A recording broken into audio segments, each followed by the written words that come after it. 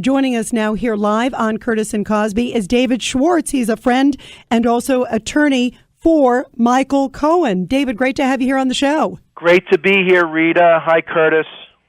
Great to have you here. Are we ready? We ready to discuss non-disclosure agreements, David? Sure. I never knew the country was so involved in non-disclosure agreements. It's a very exciting subject normally. It sure is. It's certainly getting a lot of headlines, and you're right, attention's suddenly to an issue. But listen, before we get into that, and we have a lot of questions for you, I do have to ask you about some of the breaking news here, David Schwartz. John Dowd, who is President Trump's attorney, someone who has been by his side for a while, and very heavily involved in the Mueller investigation. Have you met John Dowd? What's your reaction to the fact that he's now resigning in the last few hours? We got word about that. Well, obviously you want some continuity in the legal team, but it's not that surprising. I've met him before.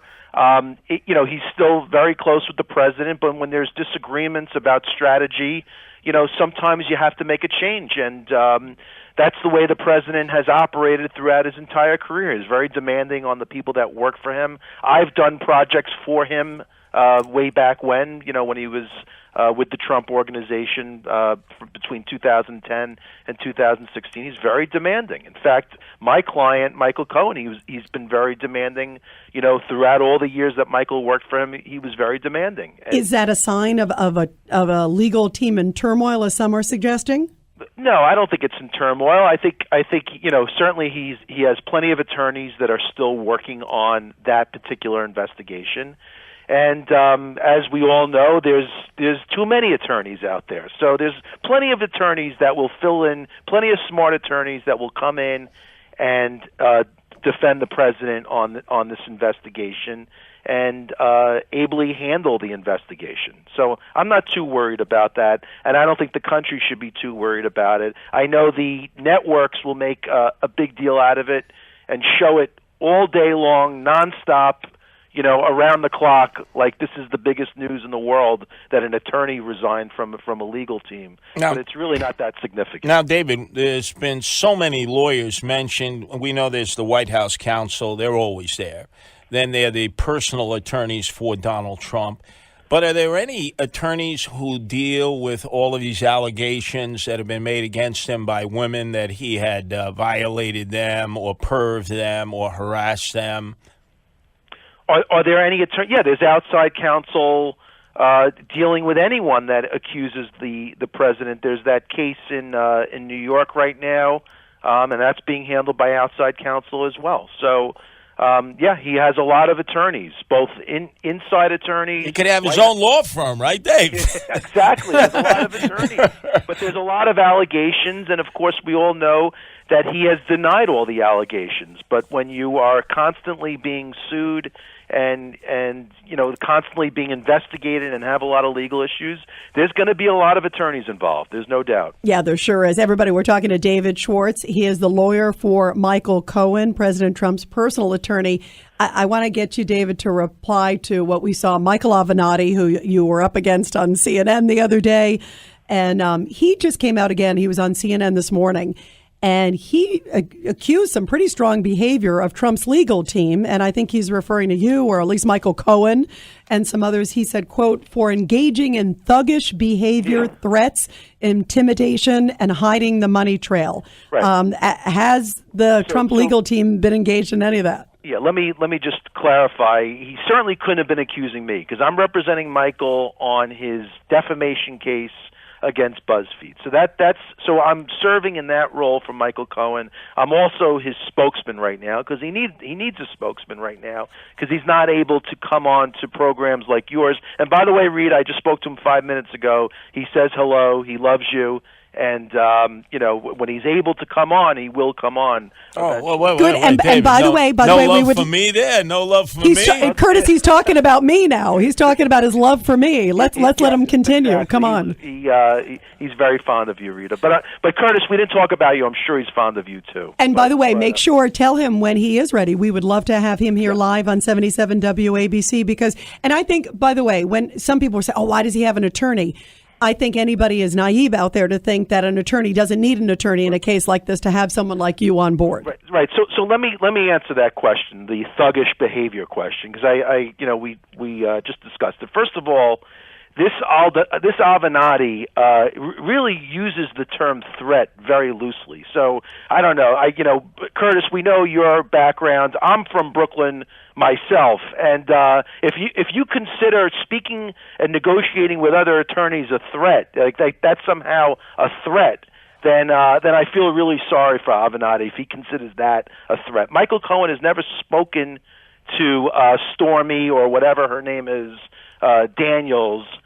He's never spoken to her, never emailed her, never communicated with her, never had any contact with Stormy Daniels whatsoever. So the only contact that Michael Cohen has had is through counsel, all right? And that's the right way to handle legal disputes, is when the two lawyers speak to each other. So I don't know what kind of threats that Michael Avenatti is referring to. That's what I was going to ask you, David Schwartz. Was there any sort of threat from an attorney or somebody else making some sort of, like, basically, shut up? I mean, when you hear the thuggish behavior, of course it sounds, If you call enforcing a damages clause in a contract a threat, then that's a very loose way to interpret what a threat is. No, there was no threat through an attorney or directly of any personal harm or bodily harm or anything like that of the sort by Michael Cohen. There's no question about that. He never was in contact with her.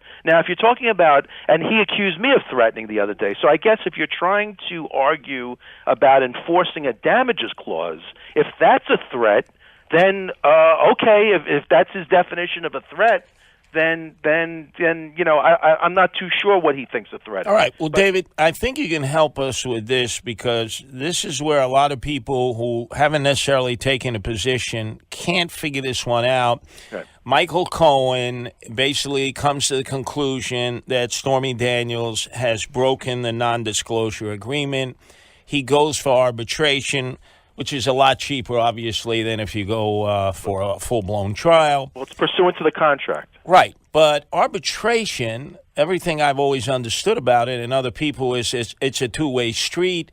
No one has seemed to indicate whether Stormy Daniels was represented in that arbitration. It makes it appear as if Michael Cohen went before this retired legal beagle and got him to sign off on her violating the non-disclosure agreement. Shouldn't she have been represented there? Right. No, he had every right, because it's an emergency order, so he had every right to run to the arbitrator once she was violating the agreement and have the arbitrator determine that she's in violation of the agreement. But this is all going to be sorted out in court anyway, so that was just the initial order anyway. No one, the legal ramification is going to come from court anyway in enforcing the damages clause. So he couldn't enforce the damages clause through the arbitrator, but certainly the arbitrator, it was in arbitration already, and under the contract, he had every right to go to the arbitrator and have the arbitrator write up an order stating that she's in violation of the agreement. So do you think you're going to win? And everybody, we're talking to David Schwartz, friend and also lawyer to Michael Cohen, President Trump's personal attorney, of course, wrapped up in all the Stormy Daniels stuff and other stuff.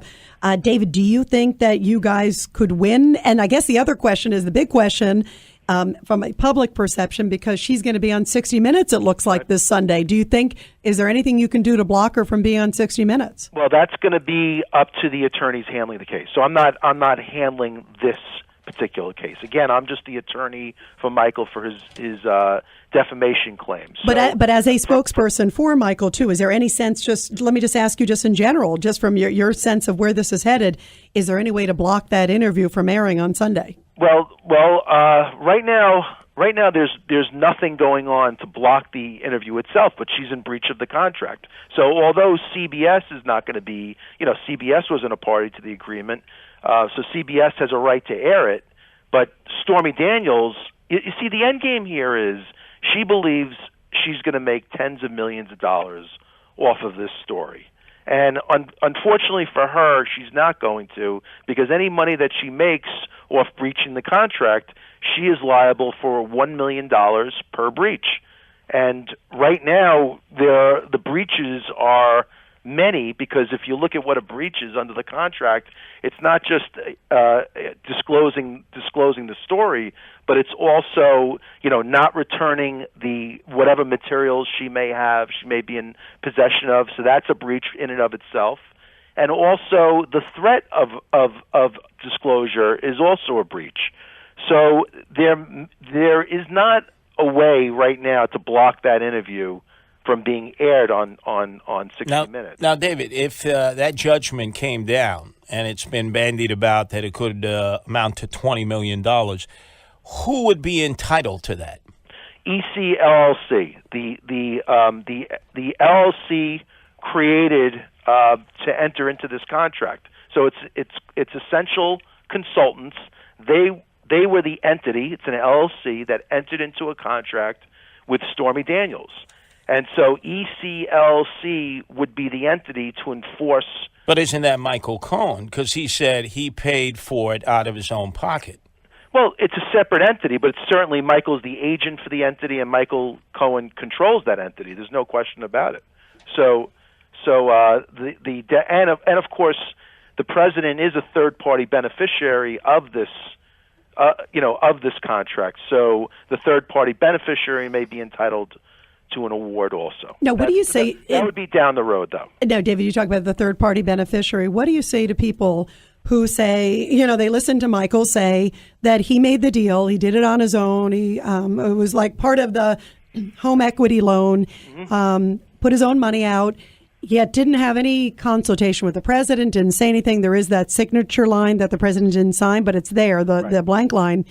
Some people say, come on, the president had to have known. What do you say to people then? Right. Look, that's speculation, and I think it's a good argument in a vacuum, it's a very good argument, right? But they don't understand the relationship between Michael Cohen and Donald Trump, and Michael Cohen's role, as the fixer. And by the way, I do know that Michael Cohen often does things on his own. They have a great relationship, yes. And so I understand that dynamic. Yes. So, but a lot of people don't. So it's like, I have attorneys that work for me in my firm, and they go to court. Am I involved in every aspect? Are they making some decisions without? They're the ones who are in court. They're the ones who are in front of the judge. So it's the same idea. Donald Trump is not involved in every aspect of what everybody is doing. And so Michael Cohen, in that role of protecting the person, and he's not doing it to win an election. He's doing it to protect the person's his family, his reputation, his business reputation. These are the reasons why people enter into non-disclosure agreements. All right, By the way, they're trying to make it seem like this is such an unusual thing. Well, that's what I wanted to ask you about, David Schwartz, who is the attorney representing Michael Cohen as they battle it out with the attorney representing Stormy Daniels. Huge stories today in all the newspapers about the fact that Donald Trump so upset when he first got into office with all the leaks. He ordered Priebus, his chief of staff at the time, to have everyone working for him sign non-disclosure agreements. The White House counsel, through McGahn, prepared them, went to people and said, sign it, but it can never be enforced. And this would mean not only in the time of service to the country and to the president, but even many years after you had left the White House. Now, why have something signed that cannot be enforced? Right. I don't represent the president, and I just can't even comment on it because I don't know the context. I don't know the circumstances. I would tend to agree with you, Curtis, that those non-disclosure agreements probably can't be enforced. But I would like to compare and contrast those non-disclosure agreements to this non-disclosure agreement that Stormy Daniels signed, which is airtight. In fact, people may not like Michael Cohen. They view him negatively. Some people they could think whatever they want about Michael Cohen. You could think whatever you want about the president, but as far as his work, his legal work goes on this particular document, it's excellent. Now, this is an excellent non-disclosure agreement, probably the best that I've ever read. Well, and we will soon find out. But on the other hand, if all of a sudden the president were to call you up, David, because he calls up his friends from time to time and says, "Hey, look, I want to testify before Mueller in this Russian probe," as a friend, as somebody who knows how these things get maneuvered, what would your advice to the president be? Well, I've been honored to have gotten those calls in the past from time to time, and I would try to avoid him testifying at all. I would try to block that testimony under oath, and I would, certainly go for, like his attorneys are trying to push, which is the informal, the informal interview. Nothing under oath, and I would shoot for that for sure. Let me ask you, David Schwartz, and again, attorney and spokesman for Michael Cohen, the president's personal attorney. David, let me ask you about the importance of why you're fighting all these non-disclosure agreements. And this one in particular, I should say Michael Cohen is obviously, because in the last few days, there's been the other case of Karen McDougal, the former Playboy model. We're hearing about Summer Zerzos. Is there a concern that if you don't fight this one, that Michael Cohen doesn't fight this one tooth and nail, that it opens the floodgates? No, well, I mean, look, it's certainly the MO of Michael Cohen and Donald Trump to fight, for their rights as hard as possible. And certainly in this particular case, she's blatantly violating this agreement, and even worse, her attorney is advising her to violate this agreement. How would you rate her? How would you rate her attorney? What's that? How would you rate her attorney? Well, he's effective. I can't say he's not effective. His tactics are, go to the court of public opinion. He's built up some social media following. I can't believe that, it's all these people that want to see the president out of office. So he's very effective. Let's put it that way. And he is trying to make lemonade out of lemons. But his case is a lemon, and he's going to go down on this case. Because to say that this non-disclosure agreement is invalid, I don't see any legal argument whatsoever that will prevail that this is an invalid agreement. This is an excellent agreement. She signed it. She entered into an NDA. She received the $130,000. You're 100% confident by the terms of this agreement. David, you're 100% confident you're going to win? Yes. 100%. 100% confident that EC LLC will win. David, great to have you here on Curtis and Cosby. Thank you, Rita. Thank you, Curtis. I appreciate it.